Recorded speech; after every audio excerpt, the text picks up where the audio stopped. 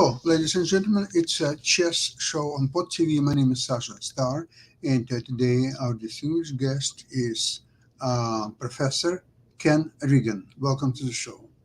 Yes, thank you very much for having me on again in my home. Great to see you again. And so, tell us what's happening in the Norway, the Super Tournament. Yes, well, it's a very interesting tournament because it has an unusual format. The players play a regular classical game, in fact, now at a slower time control than the FIDE standard. And then if that game ends in a draw, they play an Armageddon game. So the first games of this kind, um, the first two rounds, all of the classical games on the men's side ended in draws, and you wonder, well, are they just going to do that then to try to get to the real thing, the Armageddon games? The Armageddon games are played at 10 minutes versus 10 minutes versus 7. So, obviously, it's And 10 the minutes players, for white and 7 minutes for black. And yeah, the black players, doesn't draw odds. yeah, the 10 minutes versus 7 might be judged to favor black a little bit, um, because in other bidding type Armageddon games, the difference is a little more. But that they keep the same colors when they do the Armageddon, so that rewards black a little bit for holding a draw in the classical game. So let me share my screen because I'm actually going to do the Armageddon first. So I was saying that the first two rounds. So it's by the way, it's a double round robin 6-person tournament. Today is a rest day, so they will play 10 rounds total. And there's also a differential scoring system. It's soccer style scoring with reduced points for winning the Armageddon games. Okay, let me go and present my screen. Okay, entire screen, this screen share, and now, so I have this all lined up. So what I'm going to show first is the round 2 Armageddon game after Nakamura held a draw as black in the classical game against Fabiano Caruana for a thematic reason leading up to the main games that I'm going to show. So can you see my Arena Chess GUI? Can you see the screen? Yeah. Okay, good. Okay, so Nakamura plays black, Sveshnikov Sicilian. And so the theme of the Sveshnikov Sicilian is that black may be saddled with a weak d5 square, but can get active play on ancillary files and with pieces, even sometimes getting active play on the dark squares, which are ordinarily bad. Okay, so white plays maybe a relatively unusual. Instead of playing the knight to b5, white played the bishop there. And white is going to go for very strange tactics. Now, I must say I'm not an expert on the theory of this opening, so I'm just going to let the moves unfold. That's partly why I'm also not showing the chess.com GUI. And so right now the e4 is the strong point in white's position, twice defended, twice attacked. Okay, so black expands. Black is going to put a bishop on b7, okay, and thereby increase the influence on d5 and e4. However, white castles, and both sides have, their pieces fairly well developed, so it's going to be a skirmish. White shores up the defense of the pawn and of the d5 square. So now Nakamura begins playing actively on the king side. So one of black's other themes in this position is to get in the move f5. But white tries to short circuit this in a very unusual way. And we're going to have some interesting tactical skirmishes. So first of all, black plays h5, rather so as to not have to move the f6 knight. And that's possibly in some lines playing h4 and knocking out a defender of e4. So white comes in and now defends e4 another time that way, also making f1 as a potential retreat square for the knight. Okay. So now black plays knight d4. Now black is starting to look like taking over the game. Knight takes f3 is a nasty looking threat.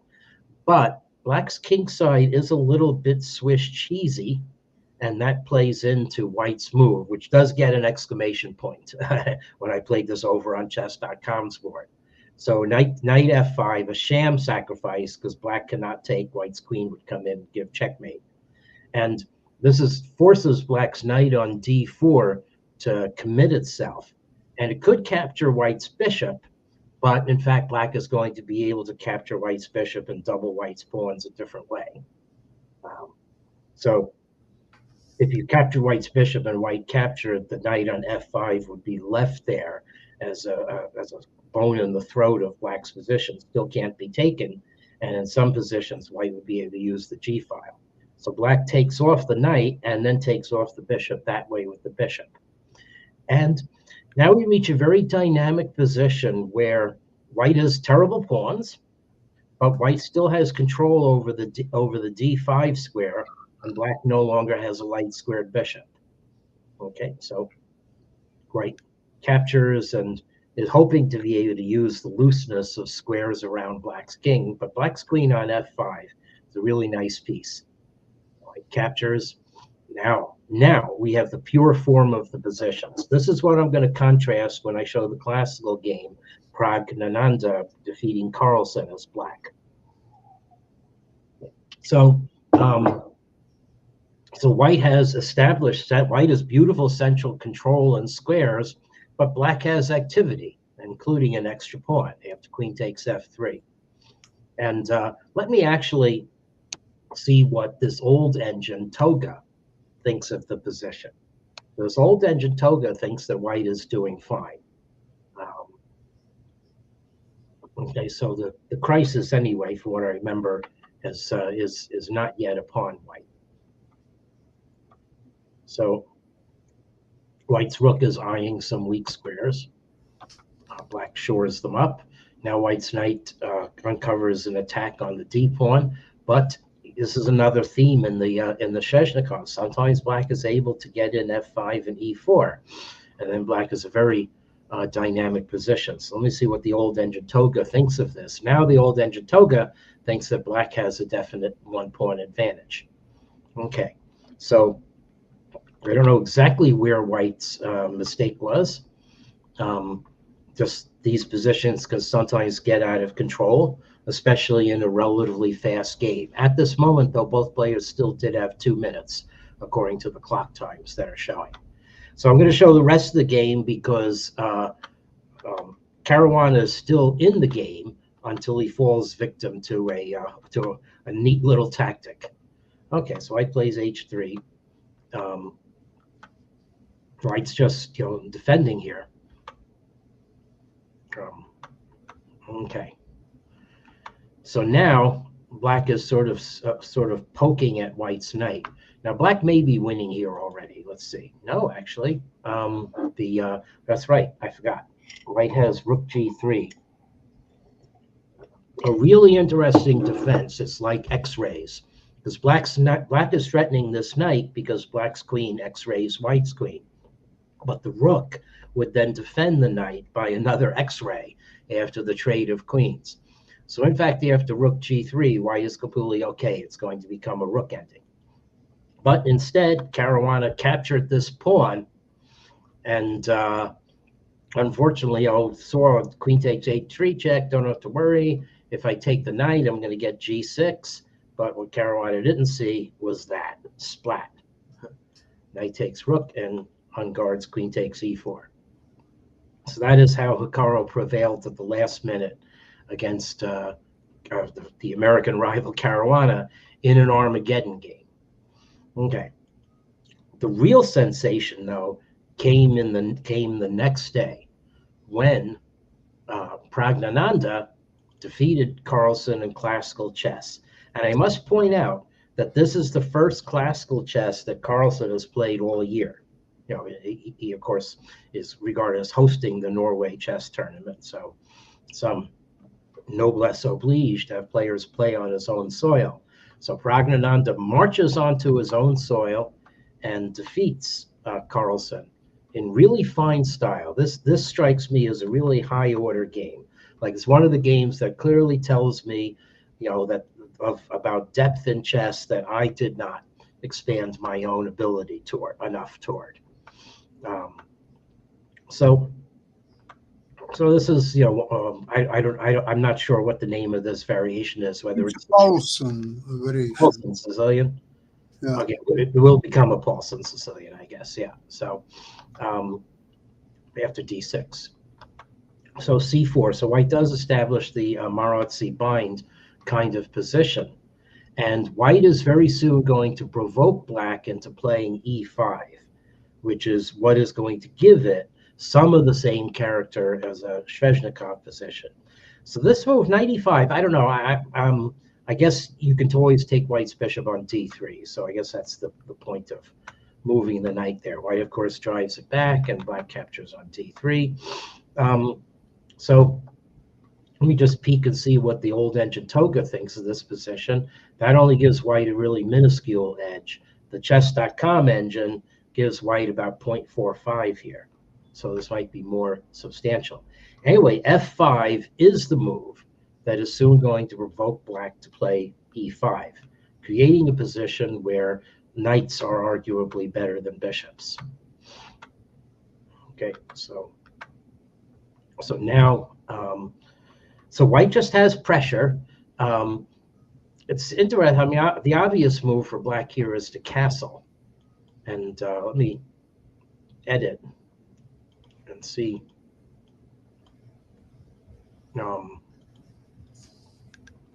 So the problem with castling, this is why chess is difficult, is that white is going to crash through with e5 and knight takes e6.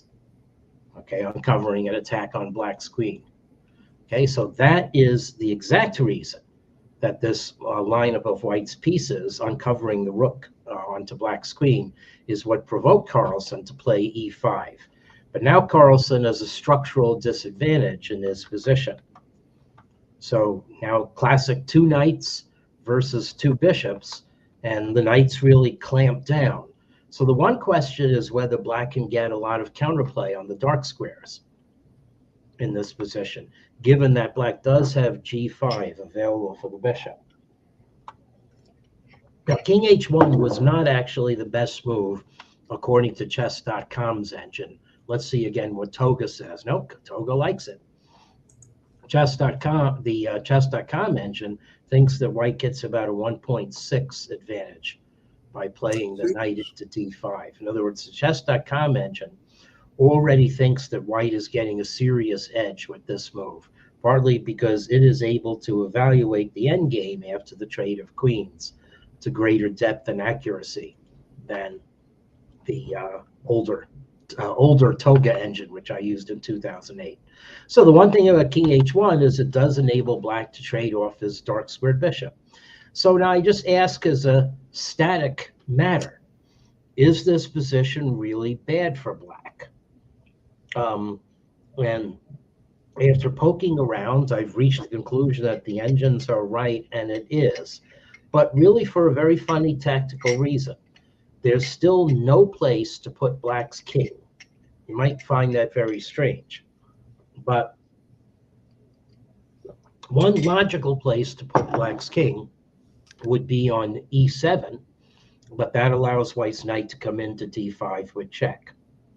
Another logical place to put black's king would be on f7, but then something like what happens in the game will occur. White will check on h5 with the queen, and there's no good place to move black's king, and the g6 interposition will just uncover more lines on black's king and be inadequate even pawn structure wise. So white's f pawn clamps on black trying to get g6 and king g7 in. So that leaves the possibility of black castling, but then white will very rapidly be able to play g4, maybe with the king on h2, or it probably would have been better to begin with, and begin an attack on the king side.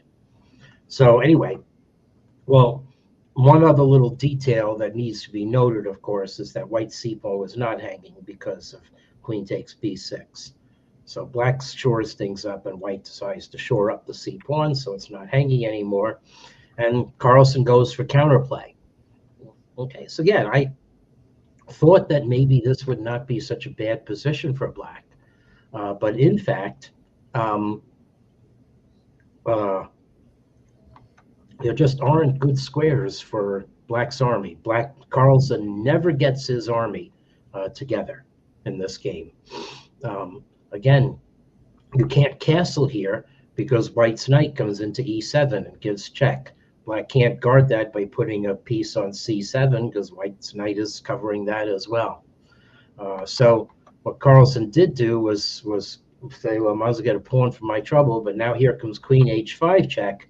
And after king f8, now the enduring final theme of the game is that black is kind of a rook down with the rook on h8. So now rook lift here. White doesn't care about a pawn. The rook lift actually is going to enable an invasion on the b file. And here especially, the coordination of white's pieces is just a really high order. And what do you think the key attacking square for white's queen is in this position?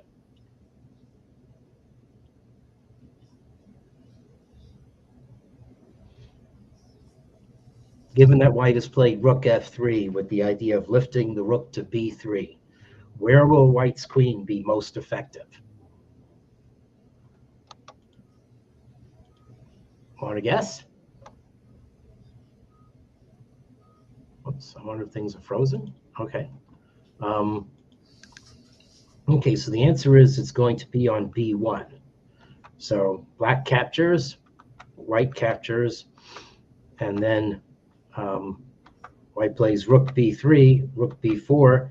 Now white's other rook comes down to, and that renews the threat on the b file. So just a queen and rook each, but black's rook is in the corner. And here comes rook, queen d1, g6, hoping to get king g7 in, but black is not going to be in time because from b1, white controls the g7 square. And right now, I think Togo recognizes black as being completely lost. It does. Actually, it did for a bit. Now it thinks that queen c4 may have, but I think that's just a tactical lack of horizon effect here. Yes, beginning to see that queen c4 is worse too. Anyway, Carlsen played queen c5, and now white just closes the ring, and Carlsen gave up because it is checkmate coming. Wow, very impressive display for white, who played Praggnanandhaa. And something tells me is that, and I've heard it elsewhere, that this is probably the last tournament with the classical control that Magnus Carlsen is playing. Yeah, I don't know. Yeah.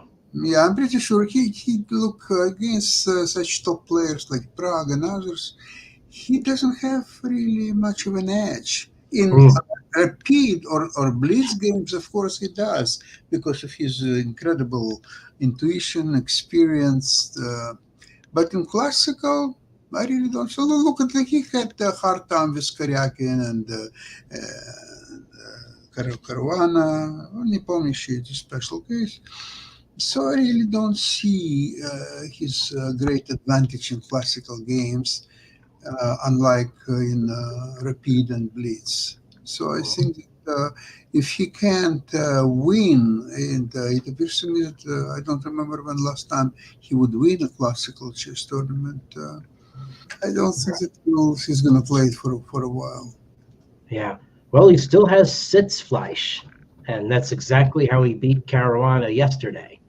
So we go into that. He beat Caruana on the last move. So I'm going to parachute into the middle of that game. So I'm going to present to my screen again. So here we are. So yesterday's round, all three games in the men's section were decisive. And then I have a game by Vaishali teed up for the to represent the women's section. So this was Again, a pretty normal Gioco piano, where interestingly enough, both bishops were traded on e6 and e3. So you have this really stolid pawn formation in the center. And according to chess.com's value bar, for most of the game, black had a very slight advantage. But I would say really nothing serious. Okay. Some more space on the queen side here is probably the best way to characterize it. So players dance around, and what's in the cards here is a trade of black's b pawn for white's c pawn, and then all the pawns being on the same side. Which Ken, what? are you showing the diagram? Oh yeah, I am. Oops, is it not working? I'm trying to guess what position you're describing. Okay, it's Caruana Carlson yesterday. Okay, White's just took a pawn on b5. You don't but see it? I still don't see the board. Oh, okay, let me stop sharing and try resharing. Hmm. So, okay, present, share screen, entire screen, over here, share. Now, do you see, let's see, let's see. Now, do you see? No. Oh, okay. I shouldn't have come out the chat.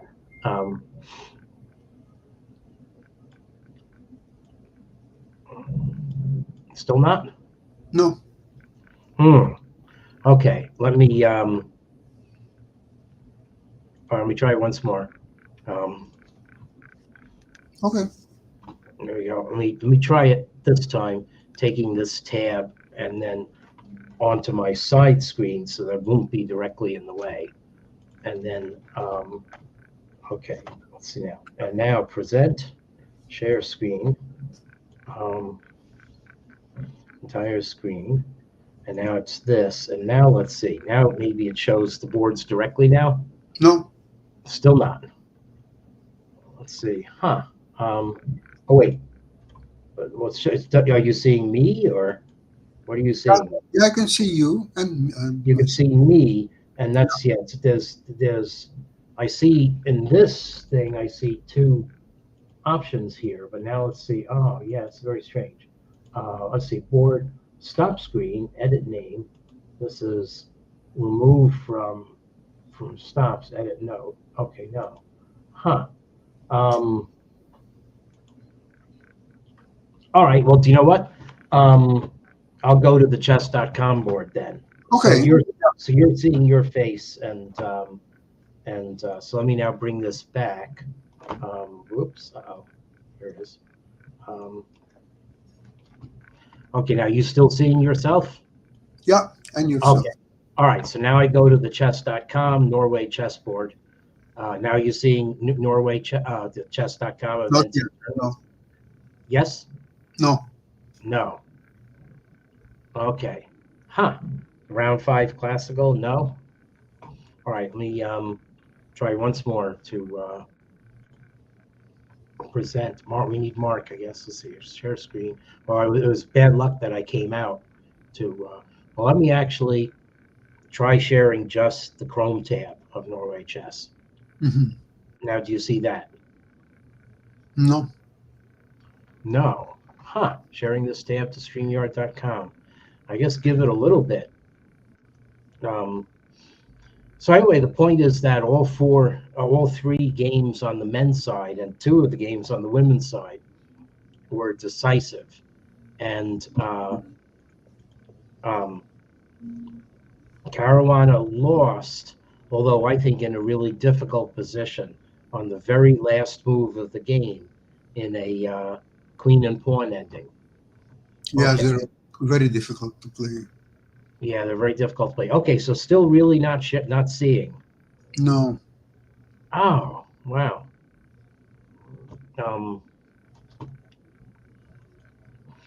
Okay, wait, let's see now if I, because I see it here and I see it grayed out. Yeah, so that's, it's funny. I see the tab that I want, and it's remove from.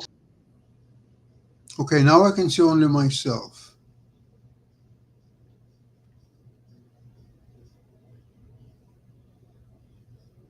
Hello, Ken.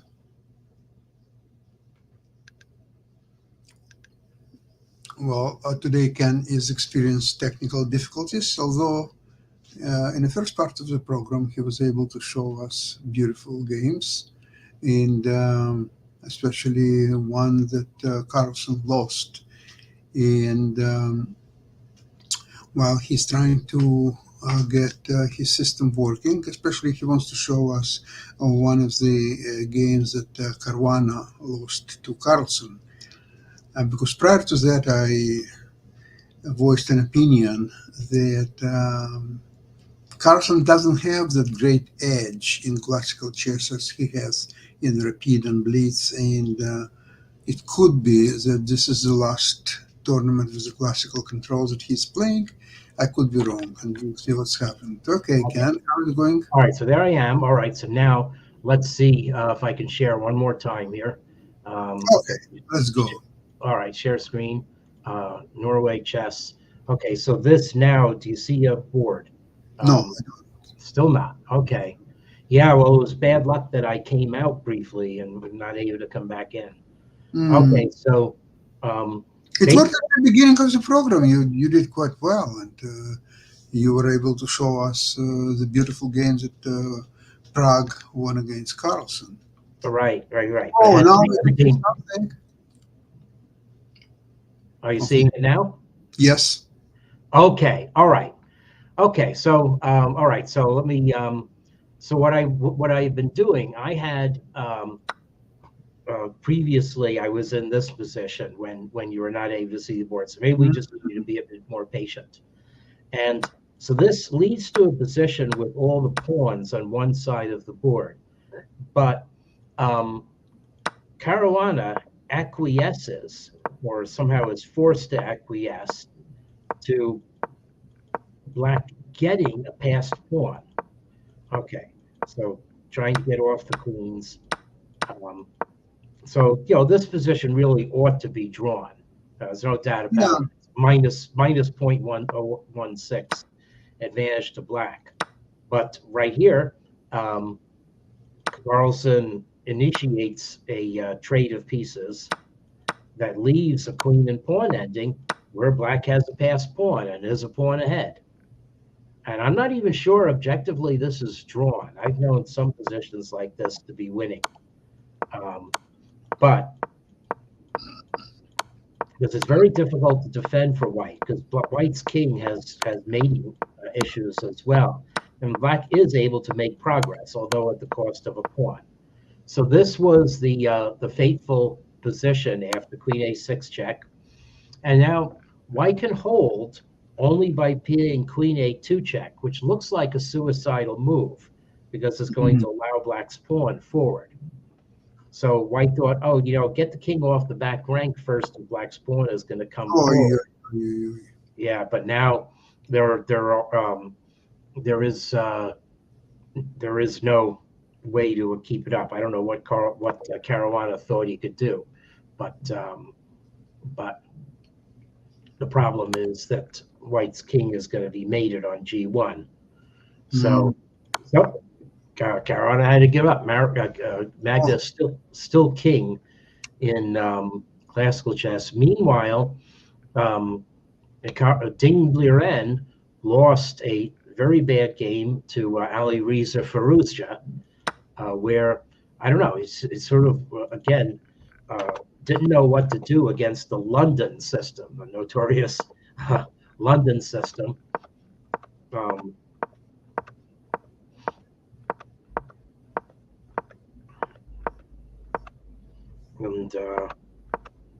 So now this is a very instructive position.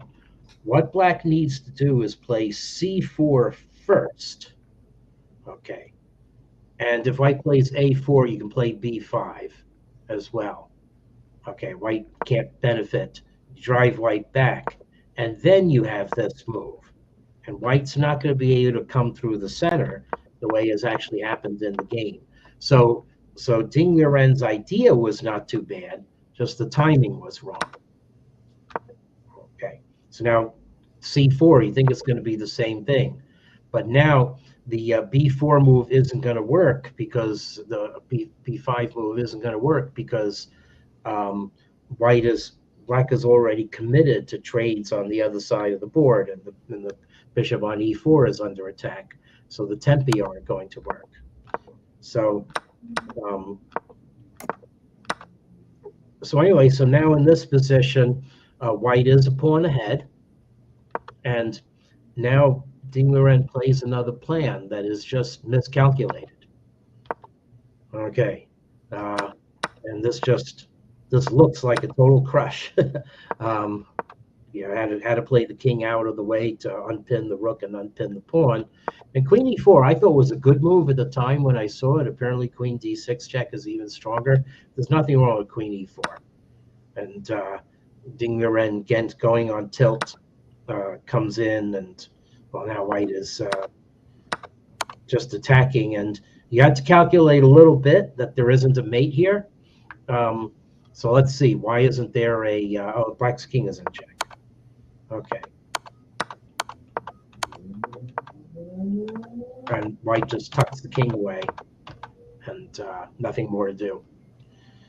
So the last game of the round was Hikaru winning in a very controlled manner against Prague, and I will just scroll a little bit of the opening, and then I'm going to jump ahead.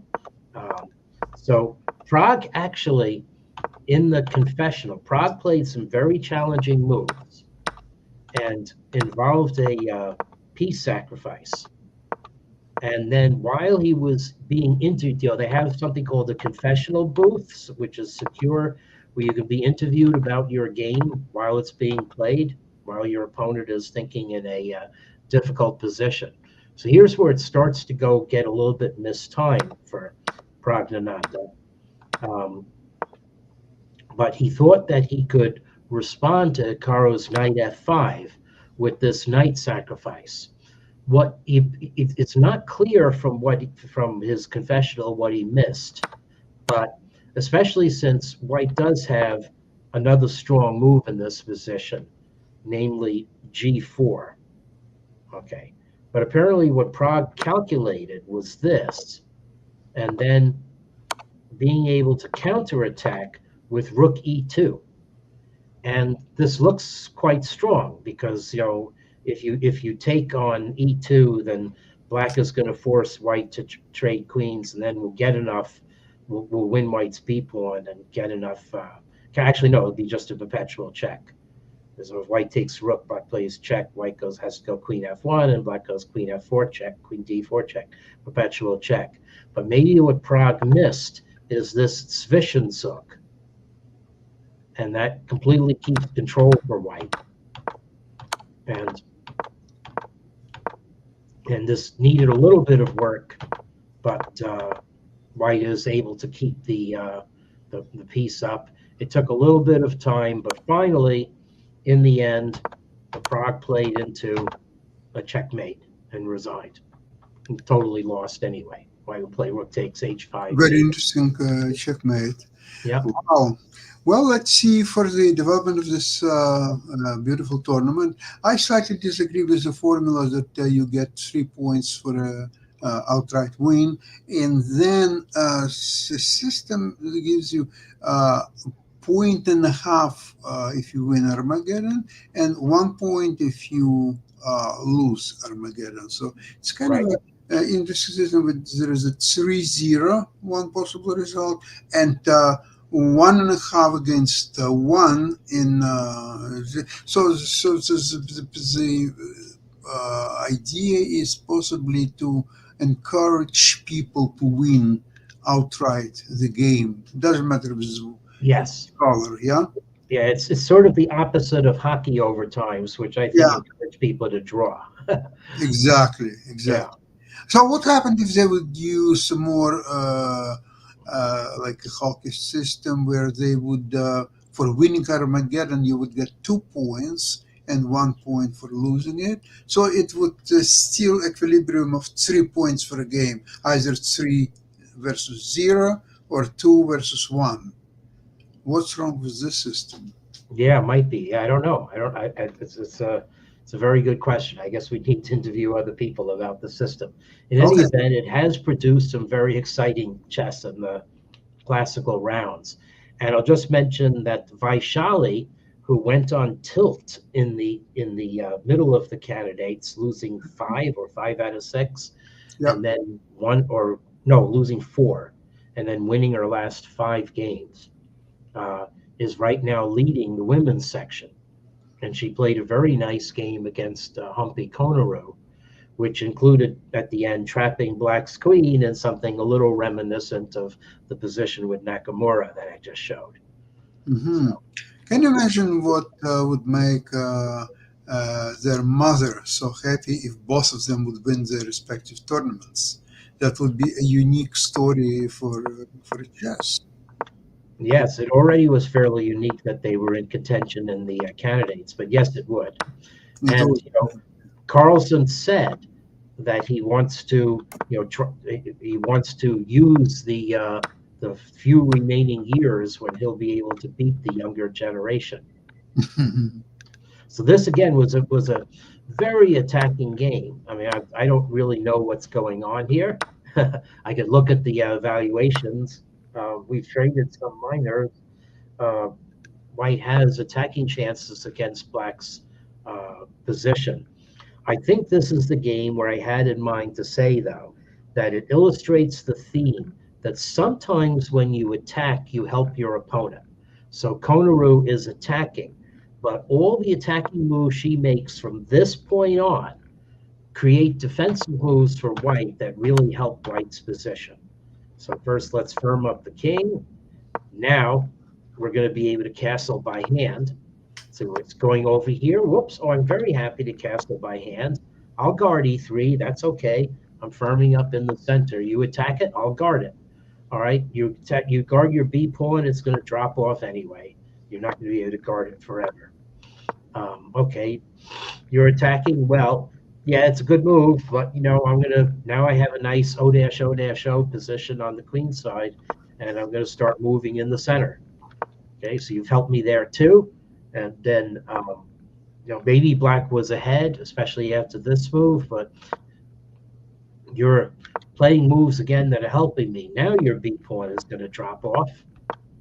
Okay, there it goes. Keep attacking. Okay, I don't know why Queen C3 is a bad move, but it just seems like White's pieces keep on improving their positions. And now, how is White's rook going to get into the position? Oh, the answer is you opened up a trade of pawns. Fine, my rook on A1 will take advantage of it. And then, whoops, now your queen is dead.